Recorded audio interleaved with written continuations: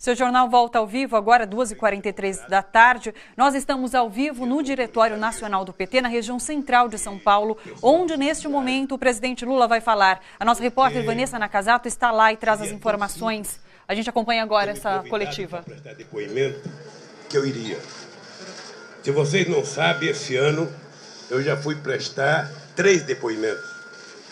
Inclusive, eu estava de férias e fui a Brasília prestar depoimento de 6 horas para me fazerem as mesmas perguntas que já tinham me feito antes, para me fazer as mesmas perguntas do Ministério Público e as mesmas perguntas que me fizeram hoje. Eu não me recusei a ir a Brasília a prestar depoimento 3 vezes. E eu jamais me recusaria a prestar depoimento aqui. A minha briga com o Ministério Público Estadual era porque o procurador já fez o pré-julgamento. E se ele já tinha pré-julgado, não havia por que eu ir prestar um depoimento no Ministério Público Estadual. Entramos com uma liminar e conseguimos que o juiz, que eu não precisaria prestar depoimento. Mas o Moro não precisaria ter mandado uma coerção da Polícia Federal na minha casa de manhã, na casa dos meus filhos, sabe? Na casa de companheiros como Paulo Camoto, como a Clara Ante, como funcionários do sindicato. Não precisava. Era só ter convidado. Antes dele, nós já éramos democratas. Antes dele, nós já fazíamos as coisas corretas nesse país, porque enquanto muitos deles não faziam nada, a gente estava lutando para que esse país conquistasse o direito de liberdade de expressão, o direito de uma imprensa livre, o direito de candidatura, de criação de partido político, de direito de greve. Então era só ter comunicado que nós iríamos lá. Lamentavelmente, eles preferiram utilizar a prepotência, a arrogância, num show e num espetáculo de pirotecnia. Porque enquanto os advogados não sabiam nada, alguns meios de comunicação já sabiam. Então, é lamentável. É lamentável que uma parcela do Poder Judiciário brasileiro esteja trabalhando em associação com a imprensa que trabalha em associação com a imprensa. Antigamente, você tinha denúncia de um crime, você ia investigar se existia aquele crime e prender o criminoso. Hoje, a primeira coisa que você faz é determinar quem é o criminoso. Depois que você nominou o criminoso, colocou a cara dele na imprensa, você então vai criar os crimes que ele cometeu. Eu queria falar ao povo brasileiro e falar a vocês via os microfones da imprensa, primeiro para pedir desculpas a Maria e a meu filho pelos transtornos que eles passaram. Enquanto nenhum desses que foram na minha casa trabalhavam, com 11 anos a Marisa já era empregada doméstica. E eu acho que ela merecia respeito. Segundo,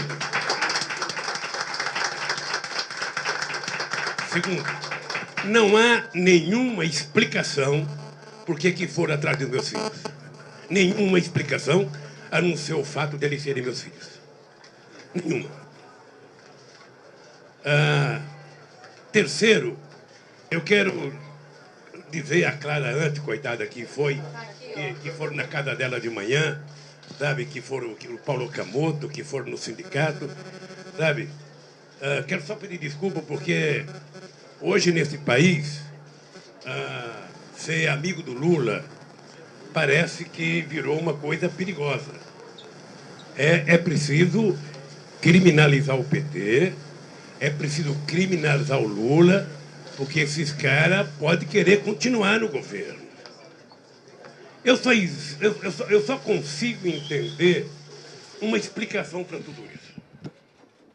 Eu só consigo entender uma explicação. Ou seja, porque não há outra coisa para incomodá-los, a não ser a gente ter trabalhado durante todos esses anos para fazer com que as pessoas do andar de baixo subissem um degrau na perspectiva de chegar no andar de cima. O velho Fria, dono da Folha de São Paulo, quando era vivo, dizia assim para mim: ô Lula, você precisa parar de querer subir degrau. Os do andar de cima não vão deixar vocês chegarem no andar de cima. Não vão. A elite brasileira é muito conservadora.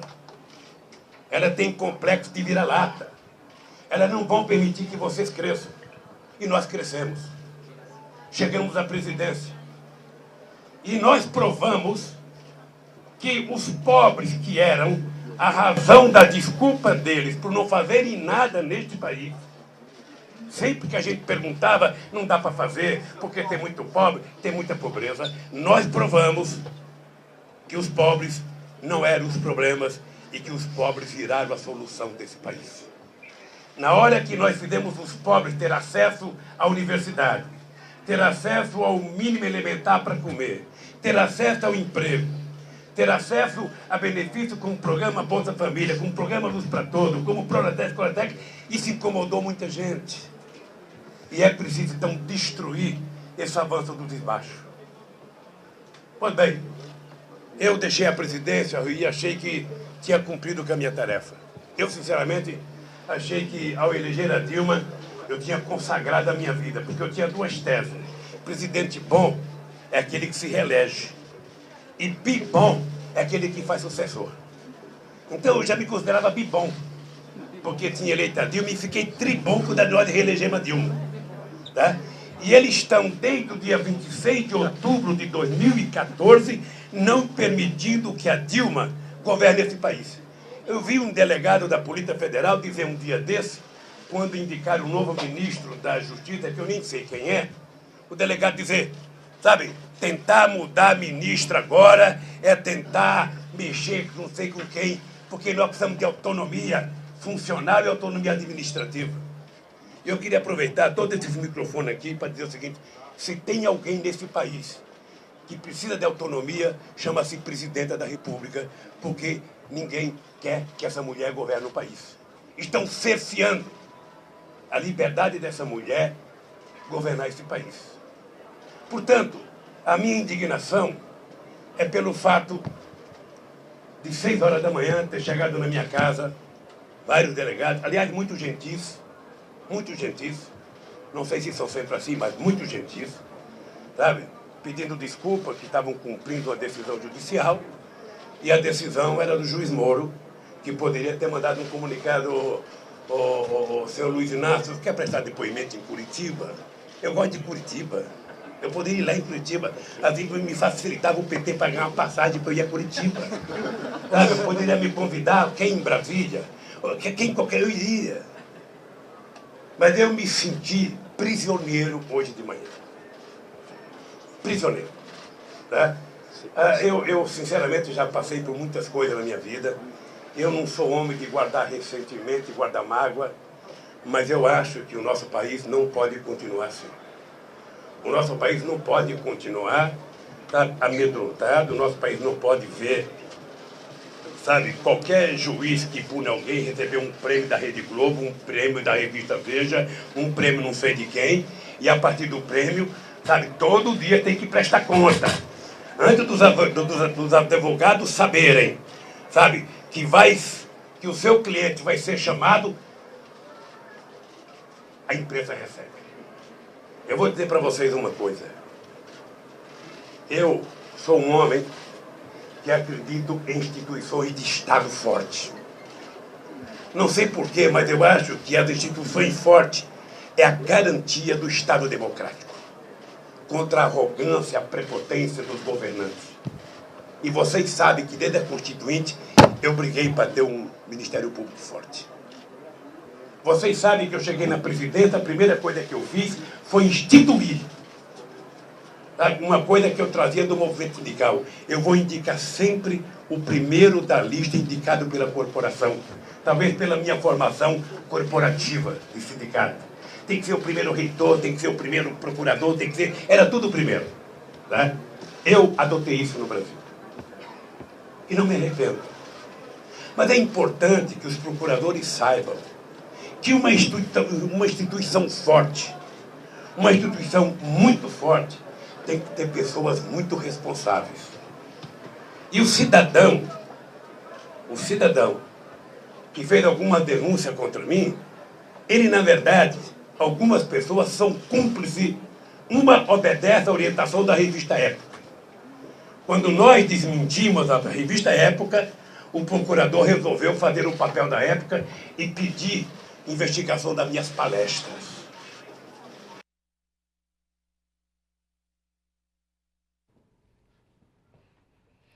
Nós tivemos um probleminha agora com a transmissão. Eu deixei a presidência. Já voltou. A gente continua acompanhando agora a coletiva do ex-presidente Lula. O melhor governante do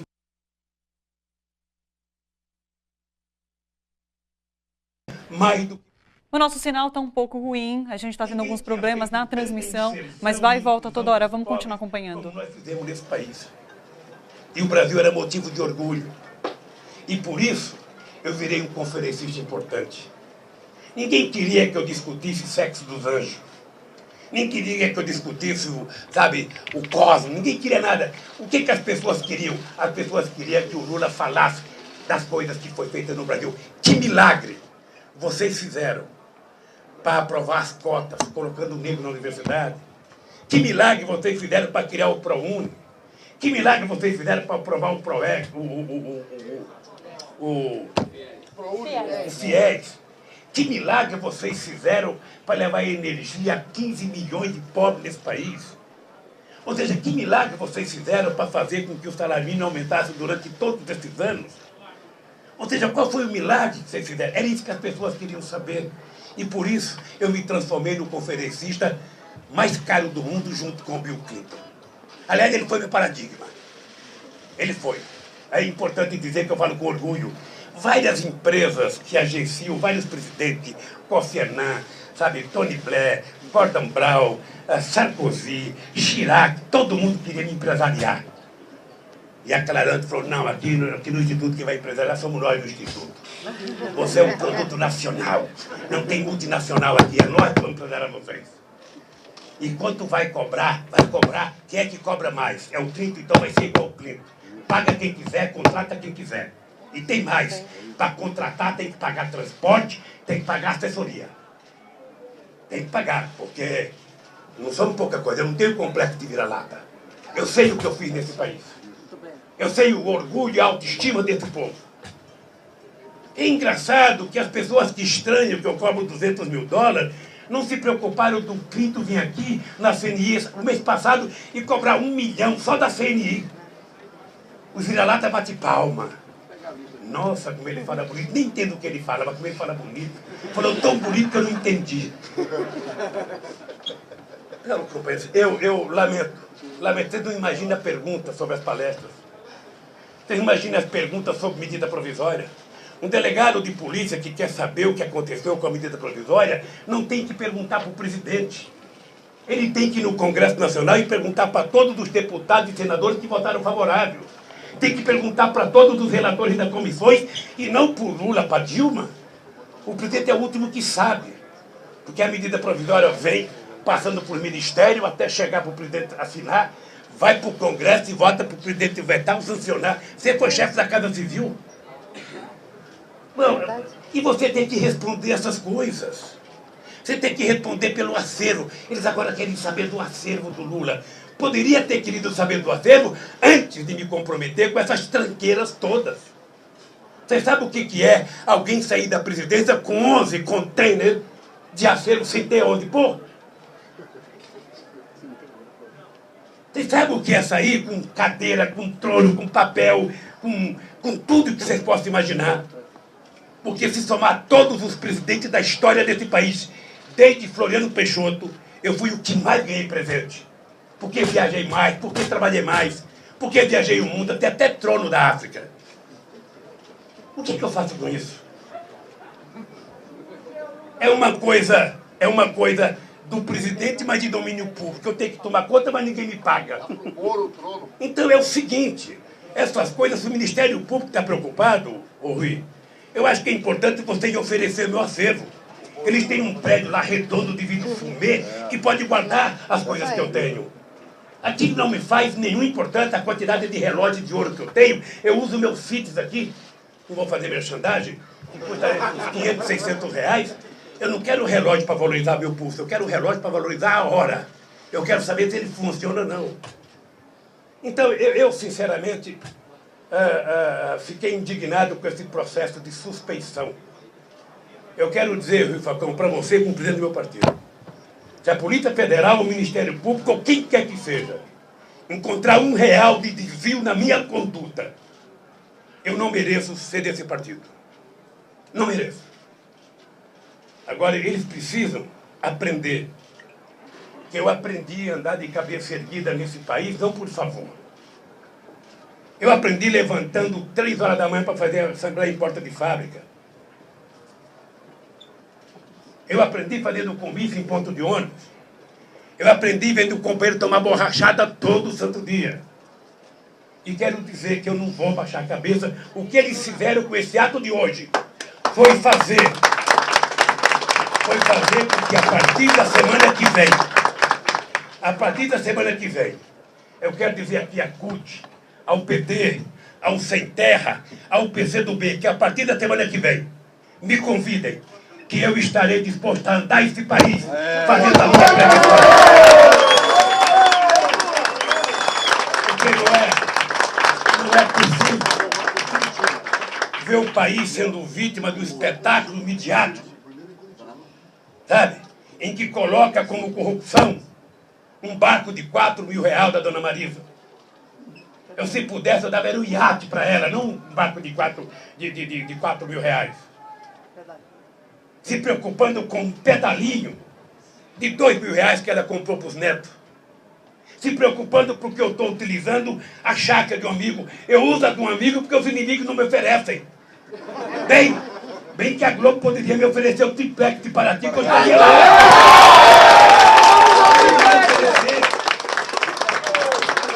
Poderia me oferecer.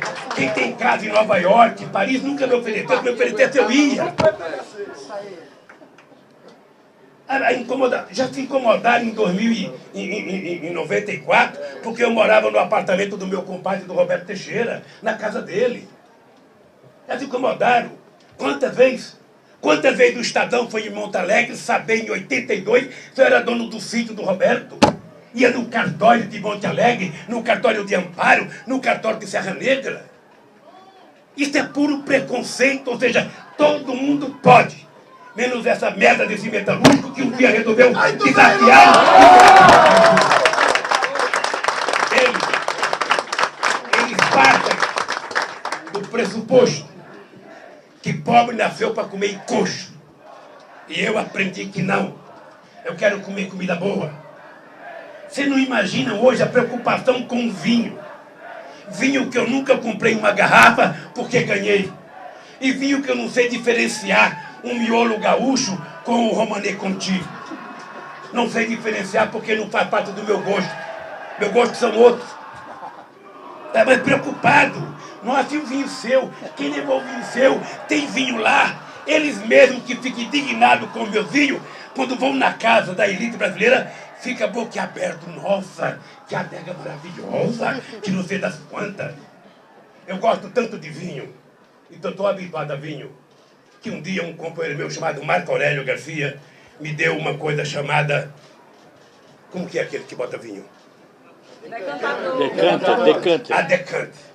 Eu achava maravilhoso falar decante. Aquela coisa decante. Então o Marco Aurélio, tanto eu falar em decante, me deu um decante. Eu cheguei no palácio de noite, a dona Idalinha tinha colocado flores. Ela achou que eu não porta flores, de tanto que eu gosto do decante. Eu não sei como é que eles não perguntaram do meu decante hoje. Então, queridas companheiras e queridos companheiros, eu não estou indignado com um jornalista, não.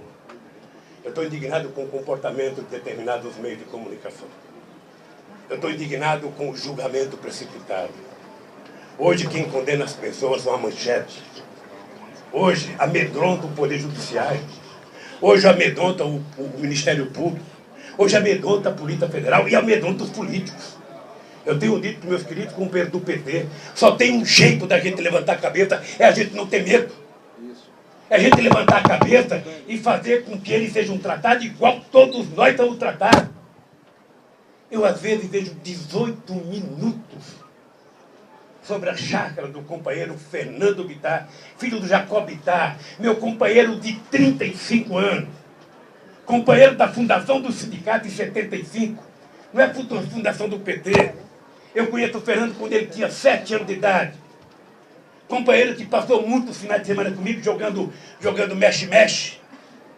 Esse companheiro comprou uma chácara na perspectiva de permitir que eu usasse. Eu não posso usar porque é crime, eu estou usando a chácara. Um apartamento que não é meu, eles dizem que é meu. Eu quero saber quem vai me dar o apartamento quando esse processo terminar. Eu quero saber se vai ser a Globo que vai me dar, se vai ser o Ministério Público que vai me dar. Porque não é meu, porque eu não paguei e não comprei. Se eu não comprei e não paguei, não é meu. Então eu quero saber quem vai me dar um apartamento. Alguém vai ter que me dar. E alguém vai ter que me dar a chácara. Eu espero que quando tudo acabar, alguém me dê a chácara. E alguém me dê um apartamento. Aí quando eu pagar, que tiver uma escritura no meu nome, eu vou dizer, é meu. E terei orgulho de ter. Então, companheiros e companheiras, é essa indignação que eu queria falar para vocês. Estou indignado pelo que fizeram com a minha família. Estou indignado pelo que fizeram com meus companheiros do Instituto e do PT. Estamos preocupados, porque o Lula foi contratado para fazer palestra, sabe, por as empresas. Essas empresas, antes da Petrobras, trabalham em muitas outras atividades.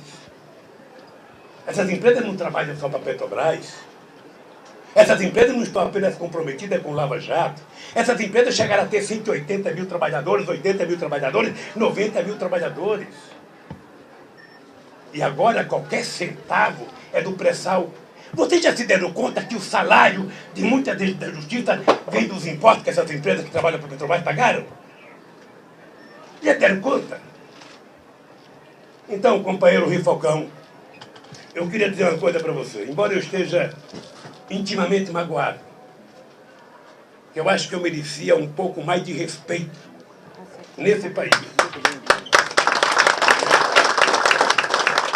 Embora eu esteja indignado e magoado, eu quero que eles saibam que eu escapei de morrer de fome antes de 5 anos de idade. Naquela terra que eu nasci, uma criança escapar de morrer é um milagre. Esse milagre aconteceu comigo. Aconteceu o segundo milagre na minha vida. Eu tive um diploma de torneiro mecânico. Aconteceu o terceiro milagre comigo. Eu adquiri consciência política e criei um partido. Ajudei a fundar uma central de trabalhadores. Aconteceu o quarto milagre comigo. Eu e meus companheiros, muitos dos quais de vocês, me levaram à presidência da República. Aconteceu o quinto milagre comigo. Eu fui melhor do que todos eles que governaram o país. Eu fui melhor que todo cientista político, que todos os fazendeiros, que todos os advogados, que todos os médicos que governaram esse país. Eu provei que o povo humilde desse país pode andar de cabeça erguida. Que o povo humilde desse país pode comer carne de primeira. Que o povo humilde desse país pode ter dente para sorrir e comer um pedaço de amendoim. Vocês não sabem, muita gente não sabe o que é isso. Eu tinha um companheiro em Pernambuco que não tinha dente. E uma vez numa reunião lá no palácio, no meu gabinete, tinha castanha para a gente comer, e ele não colocou a castanha na boca, e eu falei, companheiro, por que que você... Era daquele movimento do Bruno Maranhão, como é que chamava? Movimento dos Trabalhadores. Era uma corrente que divergia dos companheiros do Sem Terra. MLST. Aí eu falei, companheiro, você não vai comer a castanha? Não, eu não posso, presidente, eu não posso mastigar, fico só chupando a castanha. Eu falei, mas lá na tua cidade não tem Brasil Sorridente? Aí eu não sei. Eu liguei para Eduardo Campos, governador de Pernambuco. Falei, Eduardo, você não tem Brasil Sorridente aí? Ah, tem. Então é o seguinte, ó, tem um companheiro aqui do MLST que você vai colocar esse companheiro para colocar dentro, é de graça e de boa qualidade. Bicho, passou um mês, eu fui a Pernambuco inaugurar o estaleiro. Encontrei um menino com uma prótese que parecia dente de artista de televisão. E ele falou assim para mim, Lula, é o seguinte, eu agora posso mastigar carne e posso comer castanha e amendoim. Agora só falta você me dar um carrinho velho para me andar por aqui. Sabe, essas coisas que aconteceram no Brasil talvez incomodem muita gente. Então eu quero dizer para vocês o seguinte, eu embora esteja magoado, eu acho, Rui, que o que aconteceu hoje era o que precisava acontecer para o PT levantar a cabeça. Há muito tempo que o PT está de cabeça baixa. Há muito tempo que todo santo dia alguém faz o PT sangrar. Não precisa prova, é só dizer. Então eu acho que agora é o seguinte, nós vamos ao seguinte, a partir da semana que vem, quem quiser um discursinho do Lula, é só acertar. Passagem de avião, não vai de ônibus que demora muito. Passagem de avião, que eu estou disposto a andar nesse país.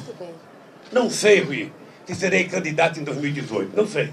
A natureza às vezes é implacável com a gente que ultrapassa 70.